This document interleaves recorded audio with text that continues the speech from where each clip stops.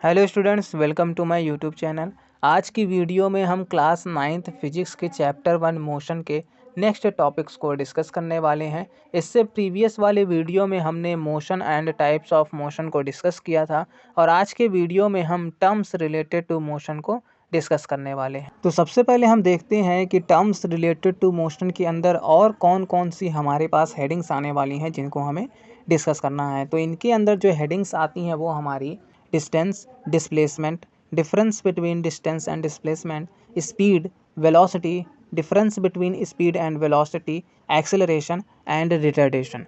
ये हमारे पास हेडिंग्स हैं जिन्हें हमें टर्म्स रिलेटेड टू मोशन के अंदर डिस्कस करना है। तो ये सारी जो हमारे पास छोटी छोटी हेडिंग्स हैं ये भी बहुत ब्रॉड हैं, इनके अंदर भी हमें बहुत ज़्यादा डिटेल में डिस्कशन करना है। इसलिए हम कुछ कुछ ही हेडिंग्स को धीरे धीरे करके अलग अलग वीडियोज़ में डिस्कस करेंगे। तो आज की वीडियो में फ़िलहाल हम distance, displacement and difference between displacement and distance को डिस्कस करने वाले हैं।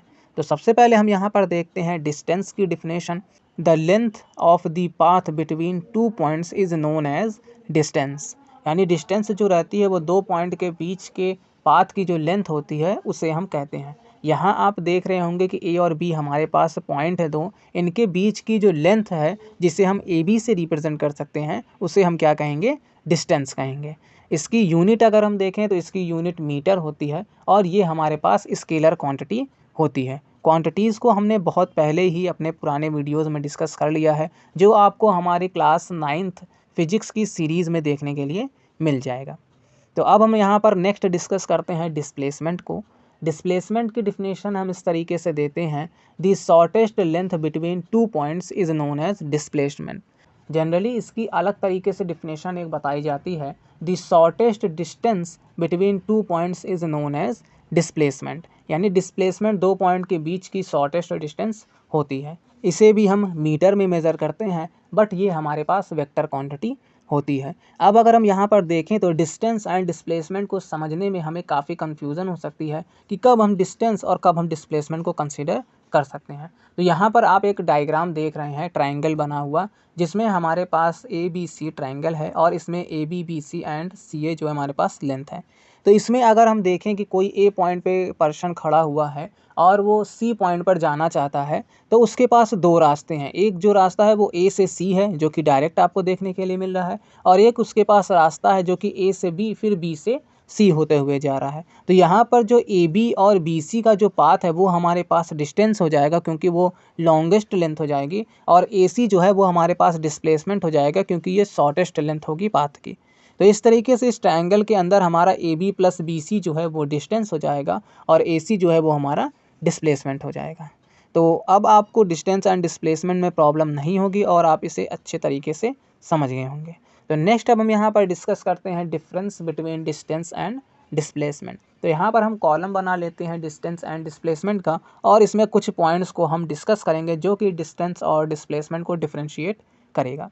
तो यहाँ पर पहला पॉइंट हम देखते हैं, distance is the length of the path between two points and displacement is the shortest length of the path between two points. जो कि इनकी डिफिनेशंस है, उन्हीं को हम यहाँ पर पहला पॉइंट देंगे इनको डिफ्रेंशिएट करने के लिए। सेकेंड पॉइंट हम देते हैं डिस्टेंस में, it is a scalar quantity, ये एक स्केलर क्वांटिटी होती है।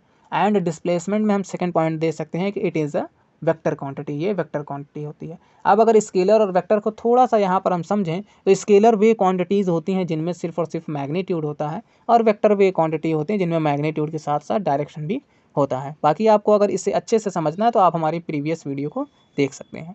नेक्स्ट पॉइंट हम यहाँ पर देते हैं, the distance travelled by any body never be zero. यानी किसी भी ऑब्जेक्ट के जरिए जो डिस्टेंस ट्रेवल की जाएगी वो कभी भी ज़ीरो नहीं होगी। And displacement travel by any body can be zero. यानी डिस्प्लेसमेंट किसी बॉडी के ज़रिए ट्रेवल किया जाएगा तो वो ज़ीरो हो सकता है। नेक्स्ट फोर्थ पॉइंट हम डिस्टेंस में देखते हैं, it can B positive and zero never be negative. Distance की जो वैल्यू है वो हमेशा पॉजिटिव होगी या तो ज़ीरो हो सकती है, कभी भी निगेटिव नहीं हो सकती है। ज़ीरो होने का मतलब ये है कि बॉडी अपनी मोशन को स्टार्ट ही ना करे, वो रेस्ट कंडीशन में रहे, तो वहाँ पर उसका डिस्टेंस ज़ीरो हो सकता है।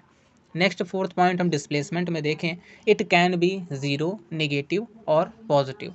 डिस्प्लेसमेंट आपका ज़ीरो भी हो सकता है, निगेटिव भी हो सकता है और पॉजिटिव भी हो सकता है। ठीक है, डिस्प्लेसमेंट की वैल्यू निगेटिव होने से ये मीन्स है कि कोई ऑब्जेक्ट सपोज 4 मीटर आगे गई एंड वो 6 मीटर पीछे चली गई, तो इस कंडीशन में वहाँ पर जो डिस्प्लेसमेंट होगा वो -2 होगा। इस तरीके से डिस्प्लेसमेंट की वैल्यू निगेटिव भी हो सकती है। नेक्स्ट पॉइंट हम देते हैं, the value of the distance can be equal to displacement but never be less than displacement. जो हमारे पास डिस्टेंस की वैल्यू है वो डिस्प्लेसमेंट के इक्वल हो सकती है, लेकिन कभी भी डिस्प्लेसमेंट से छोटी नहीं होगी। वहीं अगर हम डिस्प्लेसमेंट में ये पॉइंट देखें, it can be equal to distance but never be greater than distance. इसकी वैल्यू जो है डिस्टेंस की इक्वल हो सकती है, लेकिन कभी भी डिस्टेंस से ज़्यादा नहीं हो सकती है। जैसे अगर हम बात करें स्ट्रेट लाइन मोशन की, तो उसमें हमारे पास जो डिस्टेंस है और डिस्प्लेसमेंट है वो दोनों की वैल्यू सेम हो सकती है, तो ये इक्वल वाला पॉइंट हमारे पास हो सकता है। तो ये कुछ थे हमारे पास पॉइंट जिसकी हेल्प से हमने डिस्टेंस एंड डिस्प्लेसमेंट को डिफरेंशिएट कर दिया है। तो आज की वीडियो में हमने distance, displacement and difference between distance and displacement को डिस्कस कर लिया है। तो अब आने वाले जो नेक्स्ट वीडियोज़ हैं उनमें हम स्पीड एंड वेलोसिटी के बारे में डिस्कस करेंगे। उनमें भी जो हमारे पास स्मॉल पॉइंट्स हैं उनसे रिलेटेड उसको भी हम डिटेल में डिस्कस करेंगे। तो आई होप आज की वीडियो का जो हमारा टॉपिक था वो आपको अच्छे से क्लियर हो गया होगा। अगर आपको अभी भी इस पॉइंट्स में कोई डाउट होगा तो आप हमें कमेंट करके ज़रूर पूछिएगा। चलिए मिलते हैं अब आपसे हम नेक्स्ट वीडियो में।